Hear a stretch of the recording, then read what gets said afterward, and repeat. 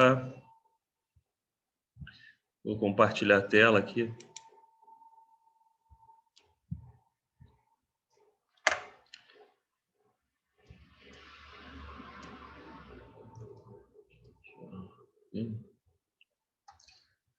Deixa eu compartilhar aqui rapidinho.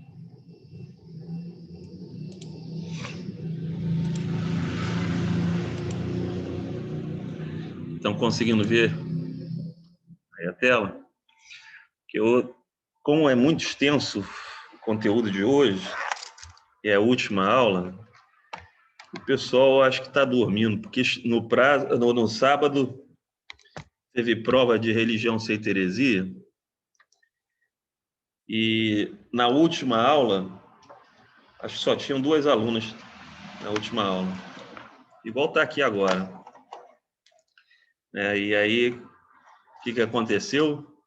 Acho que quase todo mundo reprovou. Só uma pessoa passou. Complicado. Mas vamos lá. O capítulo 2 vai falar sobre conversão. Conversão sob perspectiva, já resumir, aí a gente lê os slides. A conversão sob perspectiva católica, calvinista e arminiana. Tá? O foco desse capítulo. Tá?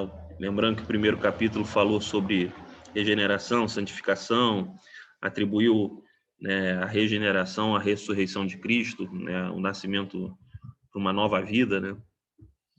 Então, ele faz essa associação, atribuindo a regeneração do ser humano, fazendo um paralelo com a ressurreição de Cristo, citando o apóstolo Paulo. E agora nós vamos falar sobre conversão. Qual é o grande ponto da conversão aí? O entendimento do momento em que ocorre a conversão. Em que momento ocorre a conversão? A conversão ocorre antes da regeneração ou a pessoa é regenerada para se converter? Que é a grande diferença entre o arminiano e o calvinista. Como o calvinismo ele crê que Deus ele primeiro entra com uma graça irresistível a ponto de transformar a pessoa para aí a pessoa se decidir por Cristo, como se fosse uma conversão antes de uma decisão. O arminiano ele crê que existe uma graça preveniente, onde Deus ele deixa o ser humano em condições de liberdade da influência do pecado para poder optar por Cristo. Então, primeiro tem a opção por Cristo e depois a pessoa vai sendo transformada, regenerada, vai se convertendo, pelo Espírito Santo. E o católico ele crê que a conversão ocorre através do processo de inserção na igreja. A pessoa é batizada e, mediante os sacramentos, a graça divina é manifesta sobre a vida da pessoa e a pessoa vai sendo salva. Tá? Mas não vamos ver isso daí aí, na leitura dos slides. Salvação, perspectivas humana e divina. Por um lado, aos olhos de Deus, a salvação pode ser vista como um processo. Algo se estende desde antes da criação do mundo com os decretos predestinadores de Deus até a nossa glorificação final na eternidade. Por outro, porém, a salvação é experimentada por nós, primariamente como um evento, como algo que acontece num certo momento de nossas vidas, um marco divisório em nossos dias, olhando para qual podemos dizer que antes daquele dia não éramos salvos, mas que depois dele agora somos. Cita aí a perspectiva do olhar de Deus acerca da salvação e do olhar humano acerca da salvação. Este evento no qual o plano salvador de Deus para a humanidade converge com a história individual de cada uma de nossas vidas é chamado de conversão. O momento da conversão é aquele no qual a salvação deixa de ser apenas um tema de livros de teologia e passa a ser uma realidade vivida, uma experiência humana, uma mudança de entendimento, de comportamento. Isso seria a salvação. Vem da palavra metanoia, que é transformação de mente, mudança de mente, mudança de entendimento. É por isso que Paulo ele fala no Romanos 12, para nós sermos transformados pela renovação do nosso entendimento. Tá? Descrições do que acontece exatamente durante a conversão divergem entre diferentes linhas teológicas. Apesar de todas envolverem os mesmos ou quase os mesmos passos, estes se encontram em ordens diferentes ou possuem significados diferentes para cada um. É difícil também fazer uma separação absoluta entre o que acontece no momento da conversão e o que se segue, né? O que segue. Por isso, é interessante estudarmos a conversão no contexto maior de tudo que estudamos sobre soteriologia até este ponto, sumarizando todos os elementos da salvação que vimos num só sistema organizado que enumera os passos que vão da predestinação até a nossa ressurreição. Na teologia cristã, esses passos estudados em conjunto são chamados de Ordo Salutis, ou a ordem da salvação. Aí ele manda ver na página 162 essa questão de ordem da salvação. Ordem de salvação no catolicismo. Tal como no arminianismo, no catolicismo a predestinação é também condicional. Deus predestina conforme a sua presciência daqueles que ele sabe que virão à salvação. É necessário lembrar que a teologia católica nega a depravação total. Numa outra diferença com o protestantismo, no catolicismo a fé não é um fruto da ação sobrenatural de Deus, chamada de fé fiducial, mas uma fé racional, o assentimento da razão aos ensinamentos da Igreja, tá? Vindo do Tomás de Aquino, né? Essa corrente aí da associar a razão à existência de Deus, vem da escolástica, né? E da questão de salvação também. A partir do batismo, o cristão poderá seguir no caminho da justificação, tornando-se santo a ponto de poder comparecer à presença eterna de Deus. Com o auxílio dos sacramentos e da graça do Espírito Santo, o fiel poderá alcançar uma grande medida da justiça necessária para ver a Deus. Seu raciocínio católico, tá? Nós já vimos alguma coisa nos capítulos anteriores. A ordem da salvação no calvinismo. Se no catolicismo o fator crucial, o ponto sobre o qual a salvação depende é o batismo, no calvinismo o passo mais importante é o decreto da predestinação, pois todos os outros passos desencadeiam a partir do decreto pelo qual Deus determina quem serão seus eleitos. O decreto nas duas principais variantes do calvinismo. Vem os supralapsarianistas, lapso, né, pecado, segundo quem Deus decretou a criação de cada ser humano em uma das duas categorias. Pecado, lapso tem sentido pecado da queda, né? Então, esse supralapsarianista é segundo quem Deus decretou os eleitos antes da queda. E o infralapsarianista, né, segundo quem Deus escolheu os seus eleitos após decretar que permitiria a queda. Então, o calvinismo ele tem duas linhas aí. Uma linha é aquela linha que é considerada até hipercalvinista, que é do supralapsarianista, onde fala que Deus decretou tudo, os salvos, os perdidos, antes da queda, desde a fundação do mundo. E tem os infralapsarianistas, que diz que Deus permitiu a queda, e após a queda, onde todos estariam condenados na descendência de Adão, não teria um ser humano salvo, ele escolheu dentre esses perdidos alguns para salvar. Tá? Raciocínio é esse. Essa segunda corrente é para tirar a culpa de Deus de mandar os outros para o inferno, tá? Onde, através da queda, todos são culpados. Então, se todos são culpados, a partir dali Deus pode predestinar, escolher alguns para salvar, que ele não vai estar sendo injusto em enviar outros para o inferno, porque são culpados também. Né? São as teorias calvinistas, tá? A ordem de salvação no arminianismo. Na teologia arminiana, a predestinação é condicional. Isto é, Deus predestina segundo sua presciência de fé futura, conhecendo todas as coisas. Deus sabe quem aceitará sua graça e quem não aceitará. Isso a gente viu lá atrás, calvinismo, arminianismo, tá? Vamos andando porque hoje tem matéria. Aqueles que aceitam e creem são predestinados por Deus para a salvação. Deus, então, enviou o seu Filho para morrer pelos pecados de todo mundo, possibilitando, mas não garantindo, a salvação para todo ser humano. Se o centro da ordem salutis católica é o batismo e o centro do sistema calvinista é o decreto da predestinação, a graça preveniente está no coração do esquema arminiano da salvação. O que é graça preveniente? É justamente a graça que Deus exerce sobre o ser humano, livrando o ser humano da influência do pecado, a ponto de deixar o ser humano em condições de escolher se quer ser salvo ou não, se quer ter Jesus como seu salvador ou não. O pecado não deixaria a pessoa ter condições para escolher por Jesus, né? E aí Deus ele exerce a graça dele, colocando o pecador na condição, né, de não escravidão do pecado a ponto de poder escolher pela salvação em Cristo Jesus, tá? Isso é graça preveniente.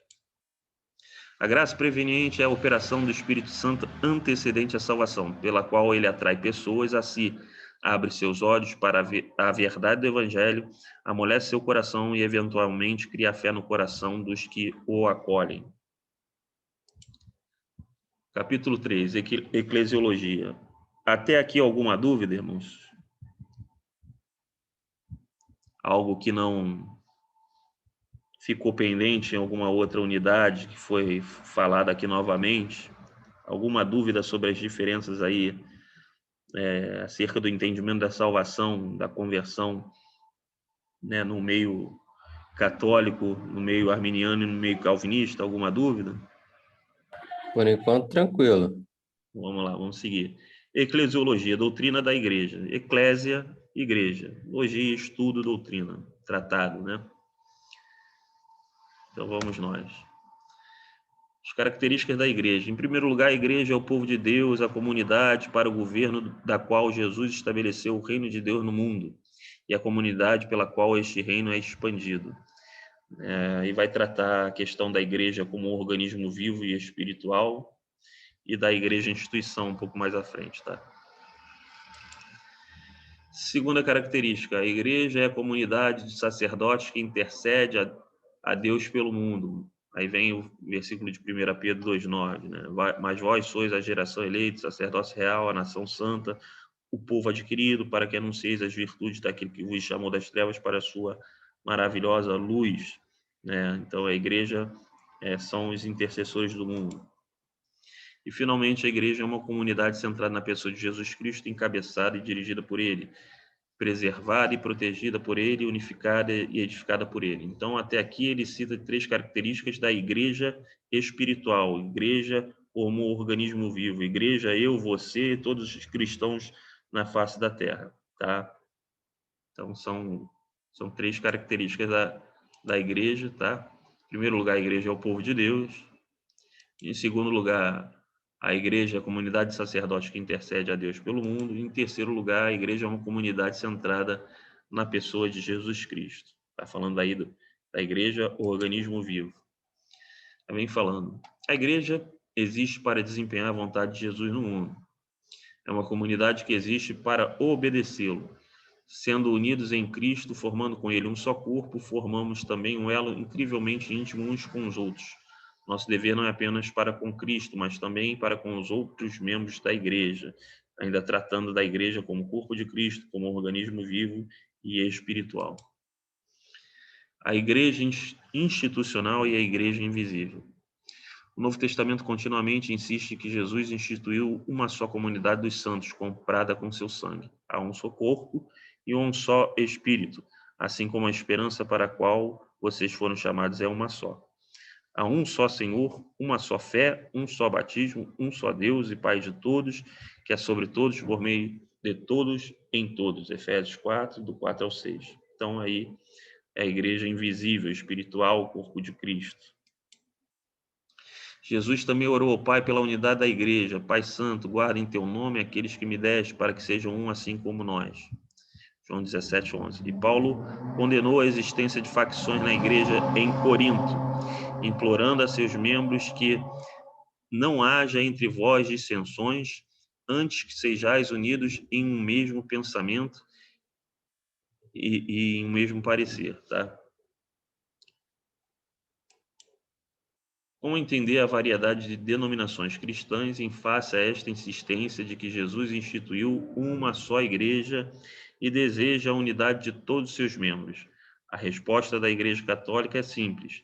Ela é a única igreja instituída por Cristo sob a sua pedra, o apóstolo Pedro, primeiro bispo de Roma, sucessão apostólica. Irmãos, Pedro nunca foi o primeiro bispo de Roma, tá? Se você olhar na carta aos Romanos, no final da carta, Paulo saúda uma porção de gente. Só não saúda o bispo? Estão entendendo? A igreja de Roma já existia antes de Pedro ter ido para lá. Então, teve um líder anterior que não se sabe quem foi. Isso daí é a crença católica aí de louco. As igrejas protestantes, por sua vez, com algumas exceções, rejeitam a doutrina da sucessão apostólica, afirmando que mais importante do que uma suposta continuidade da ordenação entre os apóstolos e os bispos atuais é a continuidade entre os ensinamentos dos apóstolos e o que a igreja ensina hoje. Quanto à acusação de seres cismáticos, o protestante geralmente recorre à distinção entre a igreja institucional e a igreja invisível. Nesta visão, as muitas denominações seriam partes, membros de uma só unidade maior. Tá? Então, o católico diz que fora da Igreja Católica não há salvação. O protestante entende que a Igreja Católica é aquela que é universal, a Igreja invisível, composta por inúmeras denominações. Tá? Não é a católica institucional, porque se católica universal não pode ser regional, e se não pode ser regional não pode ser romana. Então, existe uma contradição no nome, Igreja Católica Apostólica Romana. Você não pode ser católica e romana ao mesmo tempo, né? Fica algo meio contraditório. Mas católico significa universal, e esse foi o termo usado pelos pais da igreja para definir essa igreja invisível, tá? A unidade da igreja no mundo todo. Tá? E aí vem os ministérios da igreja. O Novo Testamento aponta em algumas passagens para aqueles que foram chamados por Deus para liderar a igreja. O livro de Atos nos conta como os apóstolos foram o ministério fundador, os primeiros líderes enviados por Jesus para estabelecer sua igreja, e menciona também o início do diaconato como um ministério de serviço aos membros do corpo. Efésios 4:11 afirma que Jesus designou alguns para apóstolos, outros para profetas, outros para evangelistas e outros para pastores e mestres.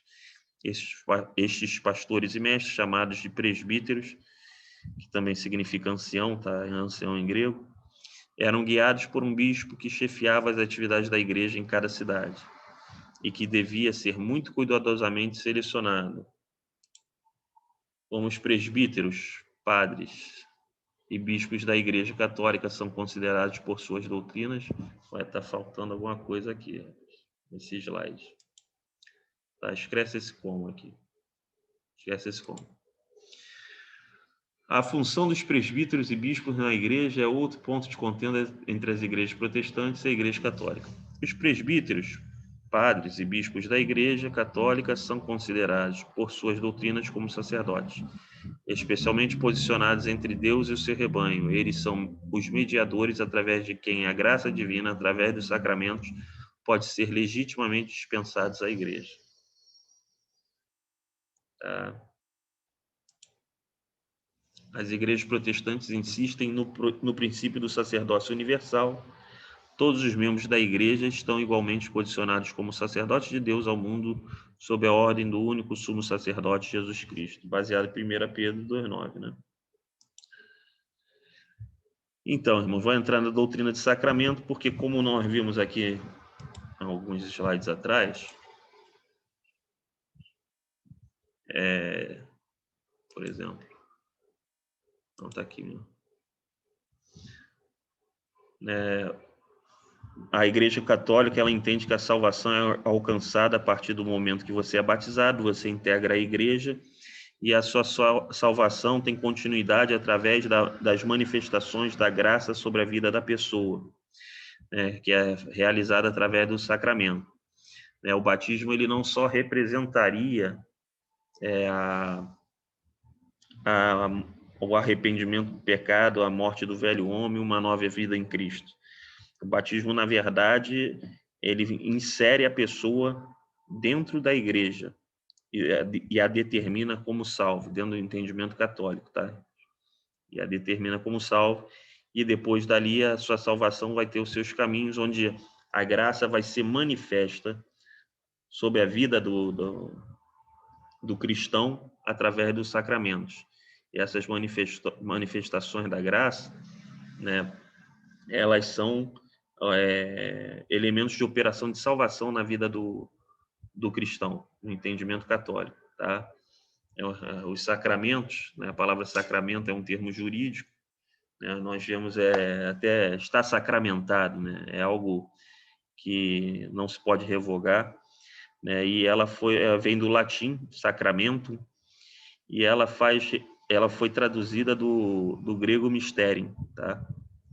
Então, quando você encontra mistério na sua Bíblia, geralmente no latim está sacramento, para entender dessa forma. Então, são mistérios de Deus, né, exemplificados através de um ritual. Por exemplo, a Santa Ceia é o quê? É um simbolismo ali, né, o que esse simbolismo representa, né? Representa justamente o sacrifício de Cristo na cruz do Calvário, o mistério da salvação, né, da remissão dos pecados, da justificação, tá? Então, todo sacramento ele tem a sua representatividade, ele representa um mistério, tá? A Igreja Católica diz que você só é salvo se participar dos sacramentos, porque só através dos sacramentos a graça divina vai ser ministrada sobre a sua vida. Esse mistério, né, que é representado pelo sacramento, vai ser estabelecido sobre sua vida através daquele sacramento, tá? Faltam 10 minutos aí para terminar a primeira aula, tá? Isso até caiu na prova de sábado, né? Sacramentalistas, né? Livro Foi poético. mesmo. Pois é. Caiu.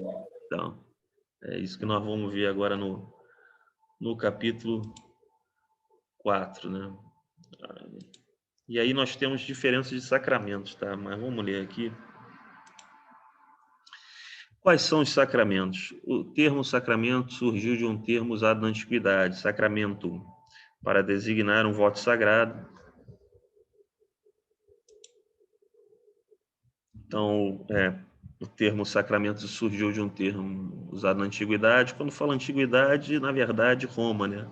Porque o latim veio de Roma, né? Sacramento, para designar um voto sagrado, geralmente por parte de um soldado ou um iniciado numa organização religiosa, para afirmar a submissão e fidelidade daquele que o fazia. Não é exatamente isso, tá, irmãos? Ele tem uma origem primeira, uma origem jurídica, né? Visto o termo está sacramentado. É algo que não se pode revogar. Isso foi atribuído, na verdade, aí ao militarismo, né, e à organização religiosa, né, para afirmar a submissão e fidelidade daquele que fazia, ou seja, não tem como revogar. Você se submeteu, se declarou fiel, você não pode voltar atrás, está sacramentado, o sacramento determina isso. É o simbolismo que faz referência a isso. Ele foi adotado na igreja para referir as ações que serviam como rituais de iniciação na igreja e de declaração continuada da fidelidade a Cristo, respectivamente o batismo e a ceia do Senhor. Tá? A Igreja Católica diverge disso aí, tá? Os protestantes consideram como sacramento somente aqueles rituais estabelecidos por Cristo. O catolicismo ele considera outros procedimentos estabelecidos no Novo Testamento, não diretamente por Cristo. Por exemplo, a unção dos enfermos, né? O católico, o padre, ele vai lá fazer a unção dos enfermos quando a pessoa está perto da morte. O protestante não, ele não trata isso como um sacramento, mas ele faz isso toda vez que num culto se faz oração pelos enfermos e se chama o enfermo à frente e ali unge o enfermo com óleo. Tá? O católico só faz isso na hora da morte e considera isso como um sacramento. Isso está baseado no livro de Tiago, né? Para chamar os presbíteros da igreja, vai orar com óleo lá e vai ser curado. Mas para o protestante, sacramentos somente são aqueles rituais, né? Aquelas práticas simbólicas determinadas por Jesus, tá? Seria o batismo e a ceia do Senhor. Vamos seguir aí em frente. Existe uma certa variedade de posições a respeito do número dos sacramentos. A Igreja Católica reconhece 7 sacramentos, além do batismo e da ceia do Senhor, né? Ela considera também como sacramentos a crisma ou confirmação, penitência, popularmente conhecida como confissão, ordenação, matrimônio e a unção dos enfermos, também conhecida como extrema unção. A pessoa está morrendo, você vai lá dar. O crisma é uma confirmação, tá, irmão? Daquilo da fé na qual a criança já foi inserida lá no seu poucos dias depois do seu nascimento, quando ela é batizada. O católico batiza criança, o presbiteriano também, tá? Luterano também batiza criança, tá? E aí a penitência ela foi surgindo ao longo da igreja, ao longo da história da igreja, oriunda do entendimento, né, acerca de modalidades de pecado. Tá? Existem os pecados que Jesus pagou na cruz, existem aqueles pecados que você tem as consequências desse pecado ainda nesse mundo. Então você tem que pagar uma penitência por eles. Esse é o resumo bem básico da questão da penitência. Tá? Vamos seguir aí. As igrejas ortodoxas e orientais veem todas as práticas da igreja como expressões sacramentais, mas se referem a estas 7 práticas como os principais sacramentos, essas práticas do católico, né? Esses 7 sacramentos do católico.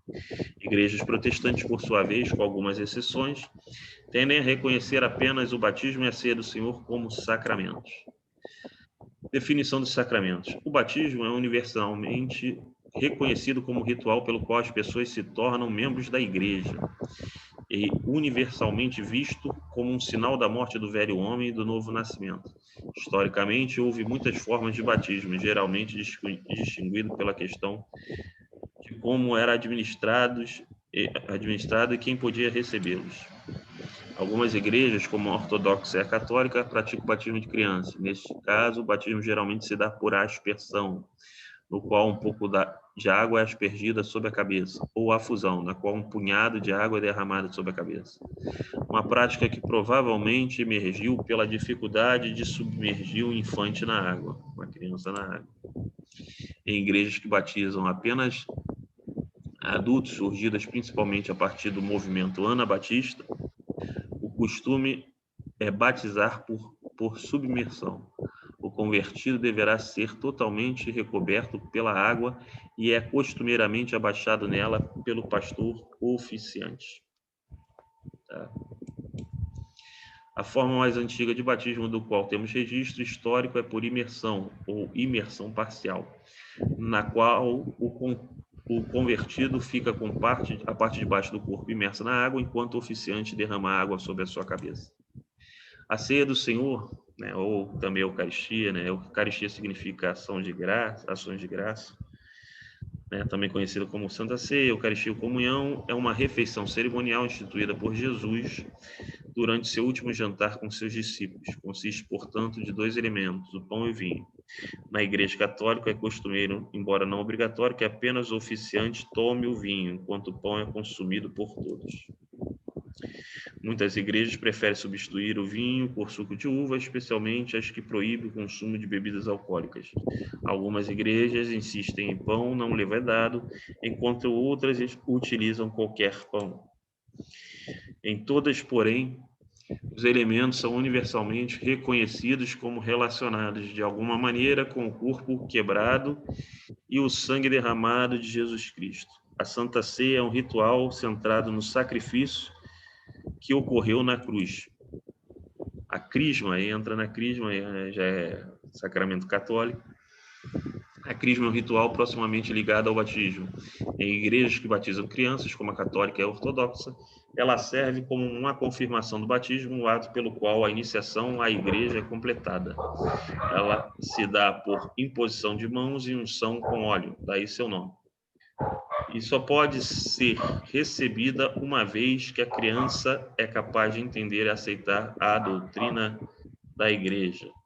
A penitência ritual pelo qual perdão por pecados mortais pode ser obtido. O sacramento consiste de 3 partes. Primeiro, o pecador precisa arrepender-se de seus atos e demonstrar verdadeira contrição. Ele deve confessar seus pecados a um sacerdote. Ele deve cumprir a pena designada por seu confessor, geralmente um exercício espiritual. Vai lá, reza 10 Ave Maria e 4 Pai Nosso. Assim, e um creio em Deus Pai, um credo. Geralmente um exercício espiritual, um certo número de orações ou alguma ação tomada para remediar os efeitos do pecado. A ordenação, apesar de praticada por inúmeras igrejas, é visto como um sacramento apenas nas igrejas católica e ortodoxa, baseada na prática da igreja primitiva de impor as mãos sobre aqueles separados para o ministério, como em Atos 13, do 1 ao 3. A ordenação passou a ser vista como um ritual pelo qual a autoridade dos apóstolos é transmitida de geração em geração por sacerdotes. Para igrejas que sustentam a doutrina da sucessão apostólica, ela é um sacramento vital para a continuidade da igreja. O matrimônio, apesar de universalmente praticado, passou também a ser visto como um sacramento pela Igreja Católica durante a Idade Média. Os motivos são simples. Sacramentos são, na teologia católica, instrumentos da graça divina, e o casamento permite que a reprodução ocorra de maneira santificada, sem fornicação. Vai cair, tá, irmãos? Além do mais, o casamento é elevado por reproduzir a relação de amor mútuo